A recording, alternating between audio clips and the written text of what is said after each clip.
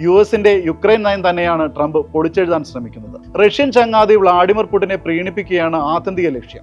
യുക്രൈനിലെ ധാതുസമ്പത്തുള്ള പ്രദേശങ്ങളിൽ റഷ്യയ്ക്കും കണ്ണുണ്ട്. അതറിഞ്ഞുകൊണ്ടാണ് യുക്രൈനോടുള്ള ട്രംപിന്റെ നടപടികൾ. യുക്രൈനെ മാത്രമല്ല, റഷ്യയ്ക്ക് വേണ്ടി യൂറോപ്പിനെ ആകെ കടുത്ത സമ്മർദ്ദത്തിലാക്കിയിട്ടുണ്ട് ട്രംപ്. റഷ്യയുടെ കടന്നുകയറ്റം പ്രതിരോധിക്കാൻ നാറ്റോ അംഗത്വം വേണമെന്ന് യുക്രൈൻ ആവശ്യപ്പെടുന്നുണ്ട്. എന്നാൽ യുക്രൈന് അംഗത്വം കൊടുക്കരുതെന്നാണ് റഷ്യയുടെ ആവശ്യം. അക്കാര്യം അംഗീകരിക്കാമെന്നാണ് ട്രംപ് പുടിന് നൽകിയ ഉറപ്പ്. തീർന്നില്ല. യൂറോപ്പിന് സുരക്ഷയൊരുക്കാൻ യുഎസ് എന്തിനാണ് ഇത്രയും പണം ചെലവഴിക്കുന്നത് എന്നൊരു ചോദ്യം കൂടി ട്രംപും സംഘവും ഉയർത്തിയിട്ടുണ്ട്. അങ്ങനെ നാറ്റോയ്ക്കുള്ള സഹായവും യുഎസ് വെട്ടിക്കുറയ്ക്കാൻ ഒരുങ്ങുകയാണ്. ഇത്തരത്തിൽ യുഎസ് റഷ്യ എന്ന പുതിയൊരു അച്ചുതണ്ടിലേക്കാണ് ട്രംപിന്റെ ചിന്തകൾ. 2002 ഫെബ്രുവരിയിൽ യുദ്ധം ആരംഭിച്ചതിന് ശേഷം $182.8 ബില്യൺ യുക്രൈന് നൽകിയിട്ടുണ്ടെന്നാണ് യുഎസ് പ്രതിരോധ വകുപ്പിന്റെ കണക്ക്.